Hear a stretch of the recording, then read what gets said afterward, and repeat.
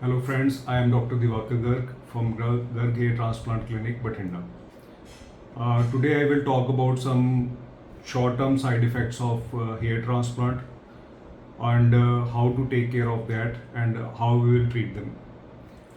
जो भी कोई शॉर्ट टर्म इफ़ेक्ट्स हैं, शॉर्ट टाइम साइड इफ़ेक्ट्स हैं हेयर ट्रांसप्लांट के, जो ट्रांसप्लांट के बाद होते हैं, पेशेंट कुछ उससे परेशान होते हैं कि ये क्या प्रॉब्लम्स हैं और उनको हम कैसे उनका क्योर करें, उनको कैसे ट्रीट करें, इसके बारे में हम आज बात करेंगे ताकि आपको बाद में कोई ट्रांसप्लांट के बाद परेशानी ना हो और आप इसके बाद उनको लेके ना घबराएं। तो सबसे पहले मैं आपसे बात करूंगा ट्रांसप्लांट के बाद स्वेलिंग। तो कुछ पेशेंट डरते हैं कि ट्रांसप्लांट के बाद स्वेलिंग हो जाती है, माथे पे स्वेलिंग आ जाती है, आंखों पे स्वेलिंग आ जाती है, फेस पे स्वेलिंग आ जाती है। उनको लगता है कि जैसे कोई एलर्जी हो गई है, ब्रेन की प्रॉब्लम है, ब्रेन में कुछ हो गया है या फिर कुछ मेडिसिन से एलर्जी हो गई है। तो इस चीज़ से वो घबरा जाते हैं कि ट्रांसप्लांट के बाद एक मेजर साइड इफ़ेक्ट है। मैं आपको बताना चाहता हूँ कि ये स्वेलिंग क्यों आती है। स्वेलिंग आने का जो रीज़न है वो क्या है कि जब हम ट्रांसप्लांट करते हैं तो हमें एनेस्थीसिया देना पड़ता है, हमें सुन्न करना पड़ता है। ठीक है, लोकल एनेस्थीसिया देते हैं, हम सुन्न करते हैं स्किन को। We are not dealing with the body of the patient, we are just dealing with the skin of the head. हम उसको एनेस्थीसिया देते हैं। तो एनेस्थीसिया जब हम देते हैं तो लोकल एनेस्थीसिया यूज़ करते हैं, तो उसको हम डाइल्यूट करते हैं। पहले डाइल्यूट करने के लिए हमें कुछ लिक्विड यूज़ करना पड़ता है, जैसे कि नॉर्मल सलाइन। तो वो क्वांटिटी को बढ़ाने के लिए, एनेस्थीसिया की क्वांटिटी को बढ़ाने के लिए यूज़ किया जाता है ताकि वो हम सारे सिर में हम उसको डिस्ट्रीब्यूट कर सकें।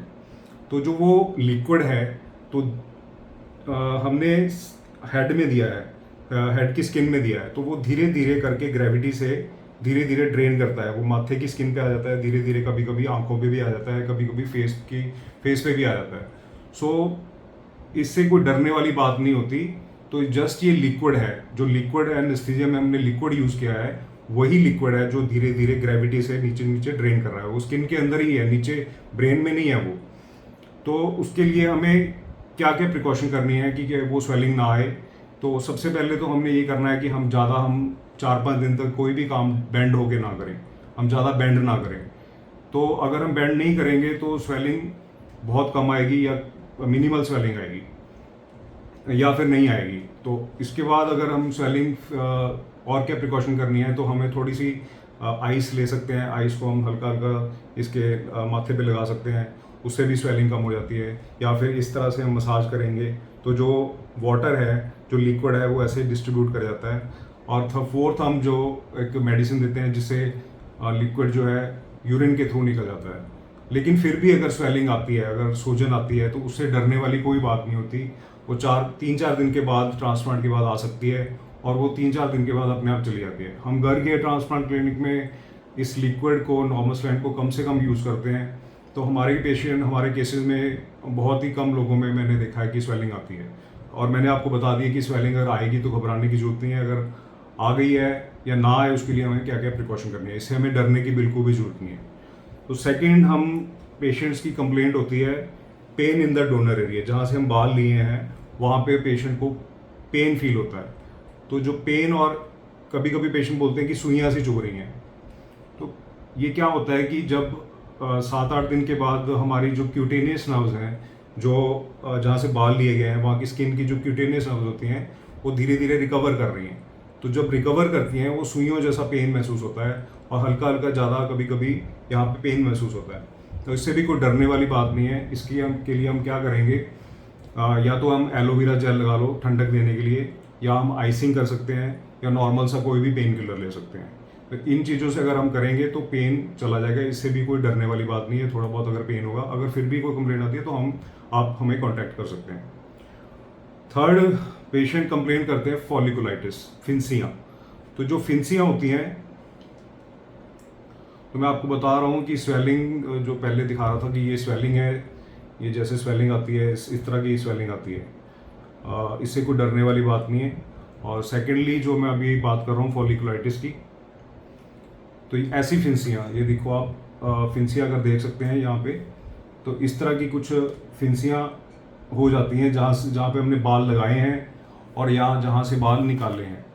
वही फिंसियाँ क्यों होती हैं कि जो कोई डेड बाल हैं वो कभी कभी स्किन में ही रह जाते हैं, वो निकल नहीं रहे अभी, और जब वो निकलने के लिए थोड़ी सी फिंसियाँ बनाते हैं, तो फिंसियाँ जब बनती हैं तो वो बाल निकलते हैं।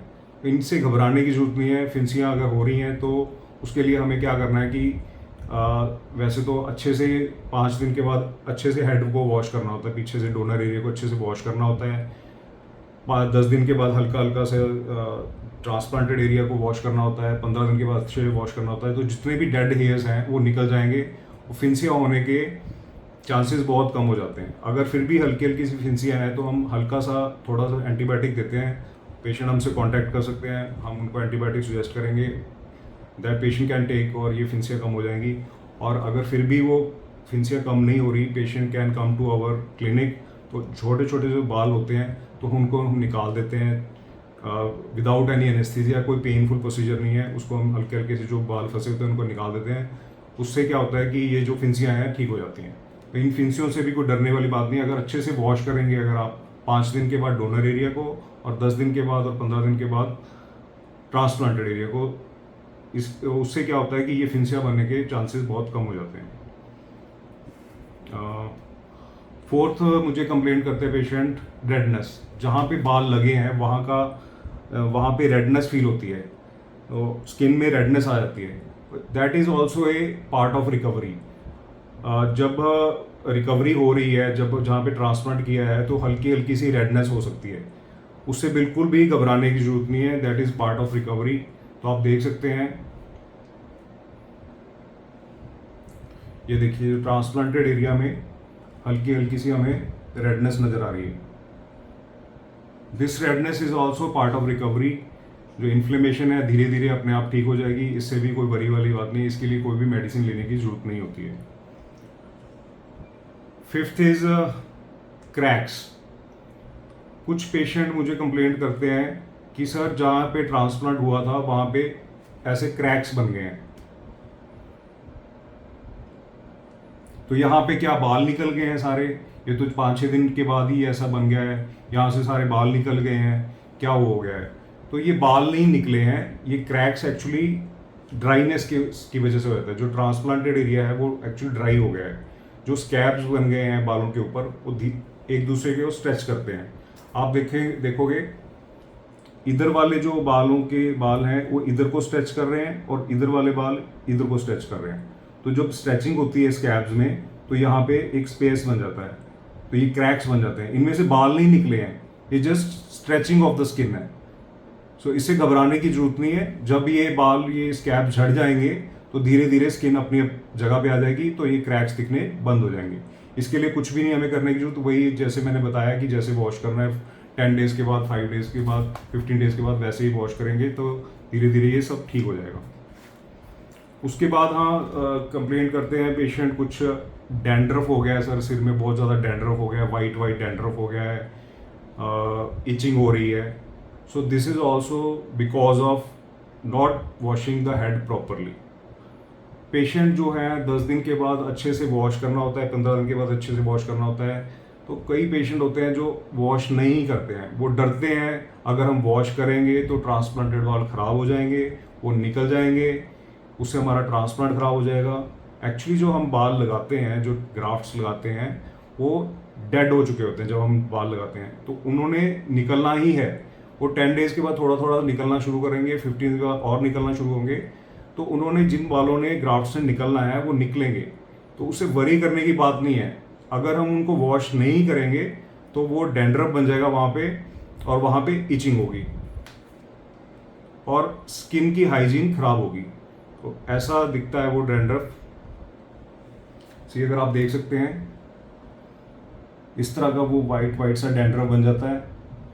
ये इसीलिए बना है क्योंकि अच्छे से वॉश नहीं हुआ। ये स्किन है, अनहेल्दी स्किन है, जो डेली हमारी झड़ती है, डेली हमारे बाल झड़ते हैं, जो हमारे ट्रांसप्लांटेड बालों ने झड़ना था, उसकी वजह से ये वाइट वाइट डैंड्रफ बन गया है, मैल सी बन गई है, और उसकी वजह से इचिंग होती है, उसकी वजह से रेडनेस भी ज़्यादा होती है, उसकी वजह से फिंसियाँ, फॉलिकुलाइटिस भी ज़्यादा होता है।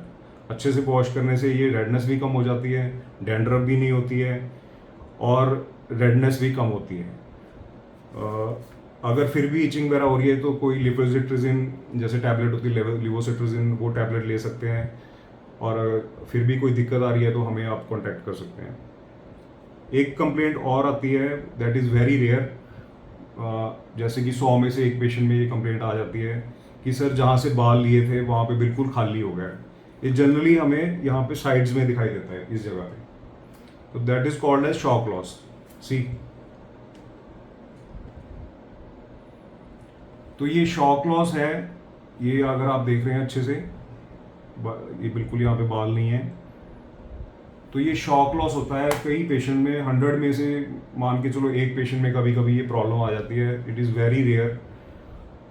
अगर ये होता है तो कोई घबराने वाली बात नहीं है। ये धीरे धीरे अपने आप इसकी रिकवरी हो जाती है। धीरे धीरे यहाँ पे अपने आप बाल आ जाएंगे।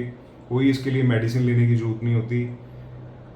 इसका ये मत सोचें कि यहाँ पे बाल ख़त्म हो गए हैं, डोनर एरिया ख़त्म हो गया है, यहाँ पे दोबारा बाल नहीं आएंगे। तो धीरे धीरे ये अपने आप बाल आ जाएंगे। इसके लिए कोई भी मेडिसिन लेने की जरूरत नहीं है, इससे घबराने की जरूरत नहीं है। फिर भी अगर आपको डाउट हो रहा है, कुछ आप घबरा रहे हैं, so still I want to say you can contact us.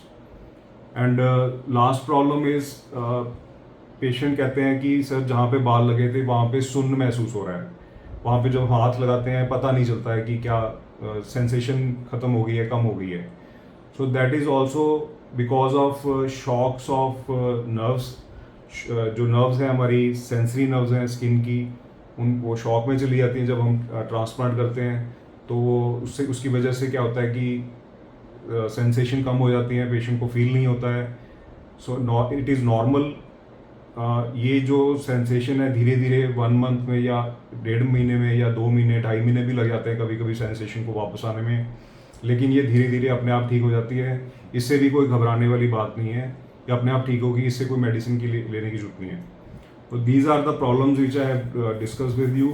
One is swelling, pain in the donor area, फिंसिया, folliculitis, redness of the skin in the transplanted area, cracks in the transplanted area, dandruff in the transplanted area, and shock loss in the donor area, and decrease in sensation in the transplanted area. So these are short term side effects of transplant. कई patient में ये नहीं होते हैं, कुछ patient में हो जाते हैं। इनसे घबराने की वाली बात नहीं है, ये लॉन्ग टर्म साइड इफेक्ट नहीं है। होप अगर मैंने जो ये वीडियो बनाई है, क्योंकि जनरली यही कंप्लेंट्स आती है, इसलिए मैंने ये वीडियो बनाई है ताकि आप परेशान ना हो। ये वीडियो देख के अगर आपको लगेगा कि आपकी ये चीज़ें नॉर्मल हैं, इसलिए मैंने ये वीडियो बनाई है। अगर फिर भी अगर आपको कोई दिक्कत आती है, अगर आपको कोई चीज़ समझ नहीं आती है, तो you can contact us, Garg hair transplant clinic Bathinda. I am doctor Diwakar Garg. I hope you have understood all my points.